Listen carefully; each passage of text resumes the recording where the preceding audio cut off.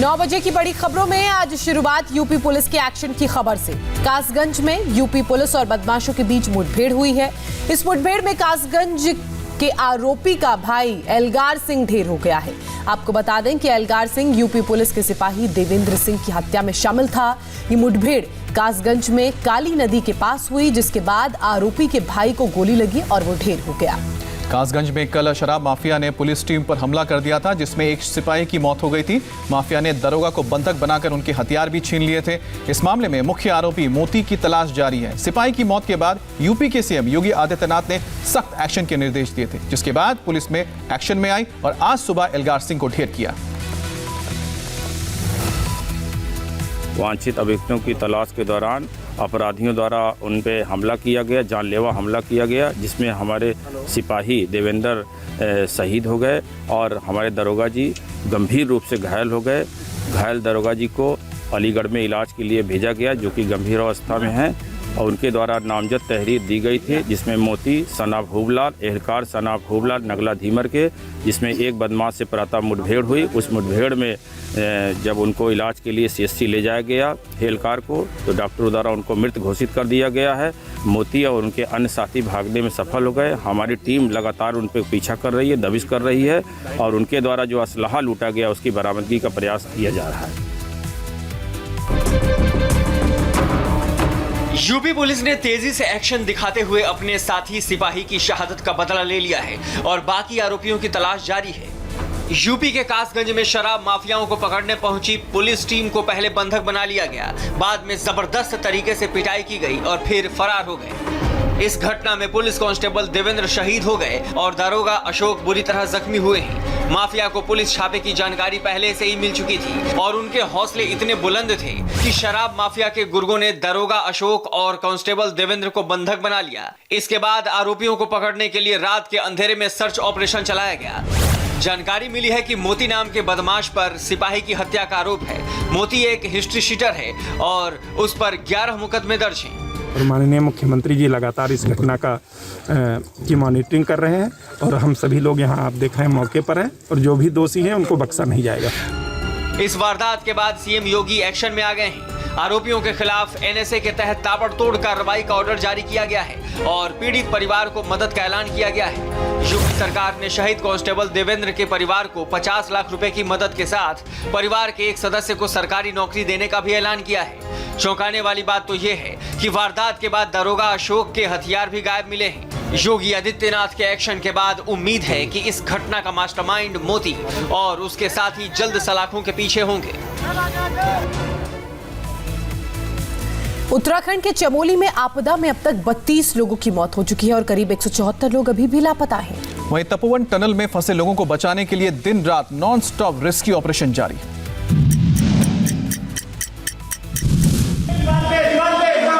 दीवार ऊपर पे, दीवार में, अरे दीवार में लगाओ, दीवार में, वॉल में।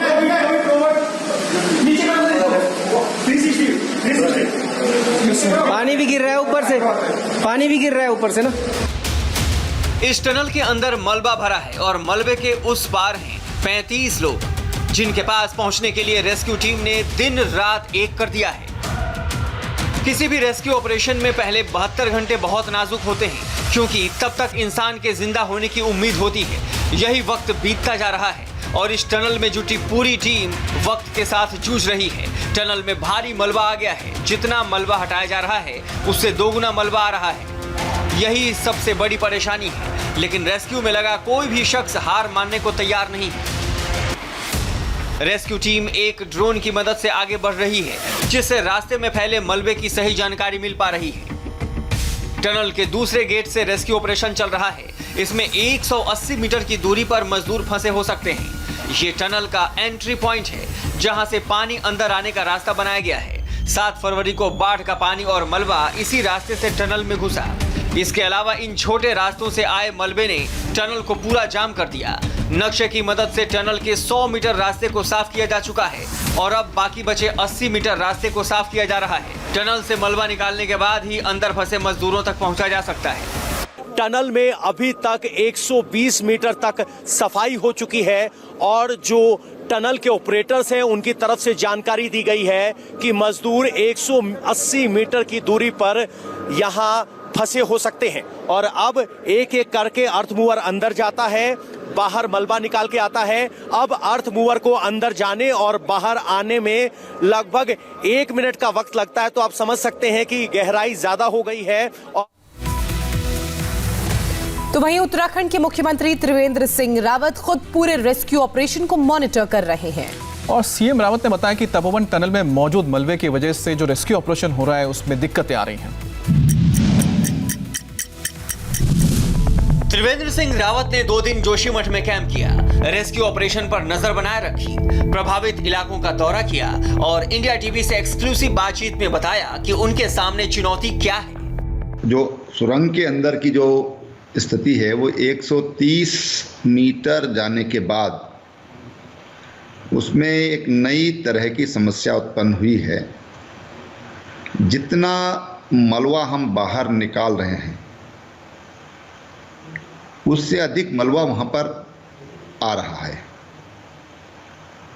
क्योंकि ये यहाँ से राइट टर्न होना था और फिर आगे चलकर जहाँ पर ये मज़दूर हमारे हैं वहाँ पहुँचना था। अत्यधिक मलबा दूसरी दिशा से आने के कारण उसमें रेस्क्यू में प्रॉब्लम हुई है, उसकी गति अवरुद्ध हुई है कि एक शाफ्ट के जरिए ड्रिल करके वहाँ प्रवेश करने के लिए और वहाँ पर ऑक्सीजन जाए उसके लिए प्रयास हो रहा है। सबकी कोशिश तो यही है कि हम जल्दी से जल्दी उनको सुरक्षित बाहर लौटाने का काम करें। ये जो 12 लोग निकाले गए हैं, टनल पर एक बहुत बड़ा बोल्डर आ गया और उस बोल्डर की वजह से अंदर जो मलबा जा रहा था वो रुक गया और इन लोगों को निकाल पाने में हम सफल हुए हैं। हमको अब भी ये आशा है कि हम उन तक पहुंचेंगे और उनको सुरक्षित निकालेंगे। जो अलकनंदा का किनारा है उस पर दोनों तरफ हमारा जो सर्च ऑपरेशन है वो चल रहा है। आज एक बॉडी हमको रुद्रप्रयाग के पास मिली है जो लगभग घटनास्थल से मुझे लगता है कि 100 किलोमीटर से अधिक इसकी दूरी होगी, 100-125 किलोमीटर के बीच में होगी। कांग्रेस महासचिव प्रियंका गांधी वाड्रा आज यूपी के सहारनपुर जा रहे हैं। प्रियंका गांधी किसान महापंचायत के बहाने मोदी सरकार को घेरने की कोशिश करेंगे, हालांकि प्रशासन ने इसकी इजाजत नहीं दी है। रैली का आयोजन कांग्रेस पार्टी ने किया है और इसे नाम दिया है किसान महापंचायत। सहारनपुर के चिलकाना में होने वाली इस रैली को सफल बनाने के लिए कांग्रेस के स्थानीय नेताओं ने एड़ी चोटी का जोर लगा दिया है। अपने इस दौरे में प्रियंका का लक्ष्य केवल मोदी सरकार को ही घेरना नहीं है, बल्कि वो मंदिर और दरगाह भी जाएंगी। आज सहारनपुर में प्रियंका गांधी सबसे पहले प्रसिद्ध सिद्धपीठ मां शाकंभरी देवी मंदिर जाएंगी और पूजा करेंगी। इसके बाद हजरत रायपुरी की दरगाह पर हाजिरी लगाएंगी। दोपहर करीब 1:30 बजे चिलकाना में किसान पंचायत को संबोधित करेंगी। ये पहली बार नहीं है जब कांग्रेस का कोई बड़ा नेता सहारनपुर के चिलकाना में किसानों की सभा को संबोधित करेगा, बल्कि उससे पहले 1971 में इंदिरा गांधी ने चिलकाना में जनसभा की थी। 1983 में राजीव गांधी ने भी चिलकाना में बड़ी रैली की थी। हालांकि स्थानीय प्रशासन ने कम फोर्स होने के चलते प्रियंका गांधी को जनसभा की इजाजत नहीं दी है, लेकिन कांग्रेस पंचायत करने पर अड़ी है। लाल किला हिंसा के मुख्य आरोपी दीप सिद्धू को 30 हजारी कोर्ट ने 7 दिन की पुलिस रिमांड में भेज दिया है। अब दिल्ली पुलिस की स्पेशल सेल हिंसा के अन्य किरदारों और साजिश से पर्दा हटाने की कोशिश में जुटी है।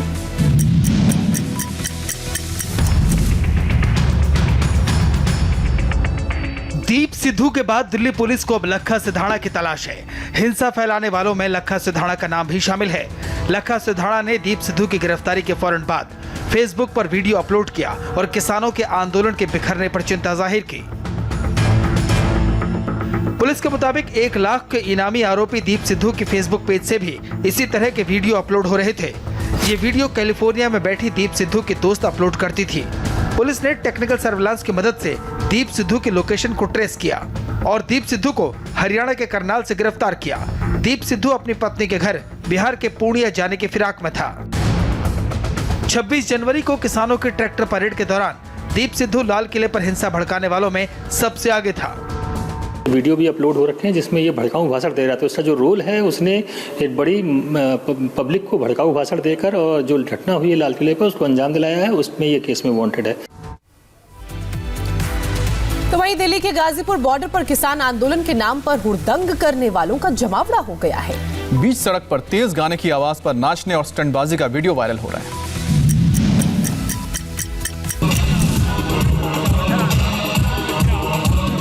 आंदोलन से बेपरवाह बीच सड़क पर डांस करते इन लोगों को किसानों की जगह हुड़दंगई कहें तो ज्यादा बेहतर होगा। हाथों में तिरंगा है और तेज गाने की आवाज पर ये लोग मस्ती में नाच गा रहे हैं। ये लोग सिर्फ नाच गा ही नहीं रहे बल्कि बाइक से स्टंट करते भी दिख रहे हैं। देखिए कैसे शख्स बाइक को स्केट करके दिखा रहा है और स्टंटबाजी देखने के लिए उसके चारों तरफ भीड़ इकट्ठा है। न इन्हें कानून का डर है और न ही संयुक्त किसान मोर्चा के उस गाइडलाइन का खौफ जिसमें तेज आवाज में गाने बजाने पर रोक है।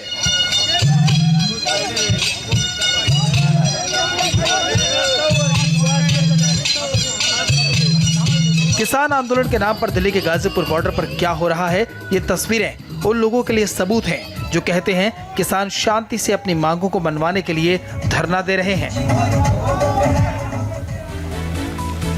सचिन तेंदुलकर और लता मंगेशकर के ट्वीट की जांच के ऐलान के बाद उद्धव सरकार ने अब दबाव की राजनीति शुरू कर दी है।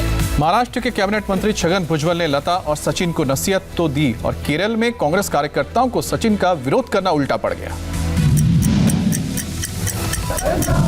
केरल के कोच्चि में कांग्रेस कार्यकर्ताओं ने सचिन तेंदुलकर के कटआउट पर स्याही तो डाली लेकिन वो टिकी नहीं, उल्टा नेताजी के ही कपड़े खराब हो गए। ये लोग सचिन तेंदुलकर के ट्वीट से नाराज थे जिसमें सचिन ने विदेशी सेलिब्रिटीज से भारत के अंदरूनी मामलों में दखल नहीं देने को कहा था। इस विरोध की प्रेरणा मिली महाराष्ट्र सरकार के उस फैसले से जिसमें सचिन और लता मंगेशकर के ट्वीट की जांच करने का ऐलान किया गया था।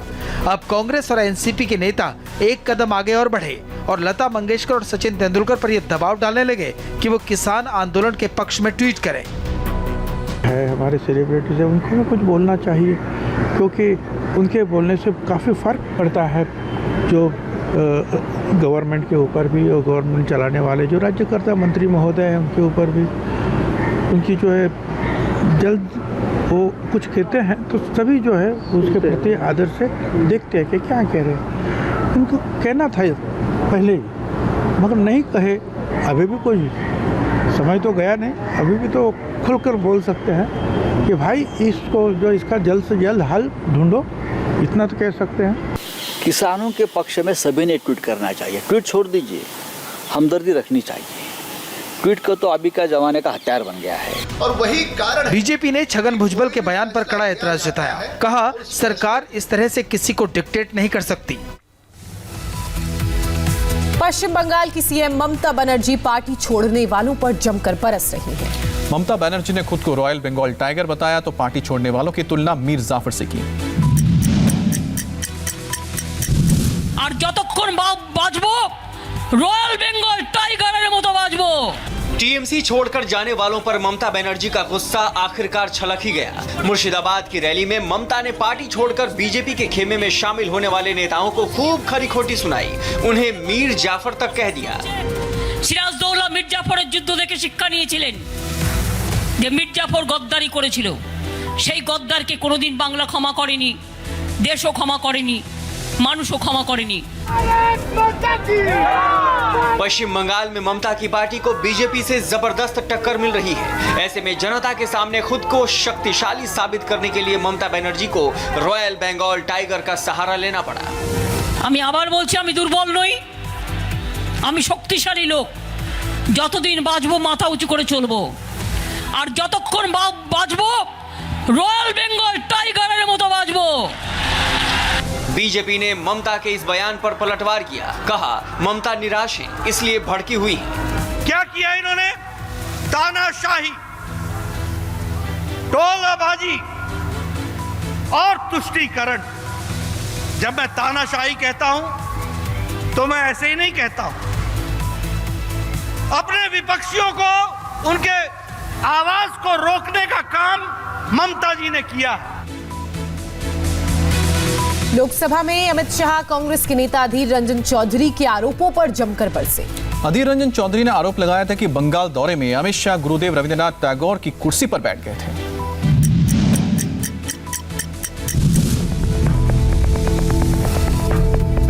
टैगोर की जो चिया उसमें जाके बैठ जाते हैं, मगर जो सत्य नहीं है वो इस सदन के रिकॉर्ड पर रहना भी नहीं चाहिए। यही वो फोटो है जिसके आधार पर कांग्रेस के नेता अधीर रंजन चौधरी ने अमित शाह को घेरने की कोशिश की थी।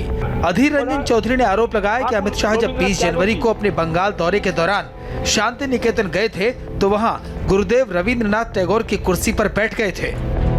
हमारे अमित शाह जी जाकर ठाकुर रविंद्रनाथ टैगोर की जो चिया थी उसमें जाके बैठ जाते हैं। लोग आपको क्या कहते हैं पता नहीं, आप जाके बैठ जाते हैं, ये असम्मान होती है। मंगलवार को बारी अमित शाह की थी और जब शाह ने जवाब देना शुरू किया तो एक एक करके सारे फोटो सदन के सामने रख दिए कि ऐसी कोई घटना नहीं हुई जहां पर मेरे बैठने का जिक्र किया है। वो एक खिड़की है और खिड़की पर सभी को बैठने की व्यवस्था है। उसी स्थान पर भारत के पूर्व राष्ट्रपति भी बैठी हैं, प्रणव दा भी बैठे हैं, श्री राजीव गांधी भी बैठे हैं और मैं भी बैठा हूं। और बांग्लादेश की प्रधानमंत्री जब आई तब भी उन्होंने स्मारिका के अंदर उसी स्थान पर बैठकर अपनी टिप्पणियां लिखी।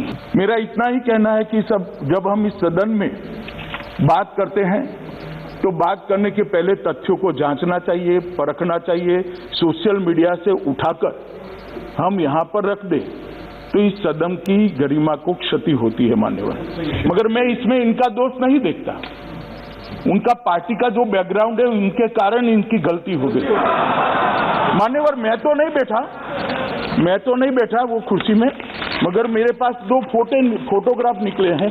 श्री जवाहरलाल नेहरू जी उस कुर्सी में बैठे हैं जहां पर टैगोर बैठा था, ये रिकॉर्ड पर है फोटोग्राफ। और दूसरा फोटो है श्री राजीव गांधी का, वो टैगोर साहब के सोफे में बैठकर आराम से चाय पी रहे हैं। अमित शाह ने विश्व भारती यूनिवर्सिटी के वाइस चांसलर की चिट्ठी दिखाई और उसके आधार पर बताया कि असल में वहां कोई कुर्सी है ही नहीं, मेकशिफ्ट सीट बनाई गई है, वहीं पर सारे डिग्निटरीज बैठा करते हैं।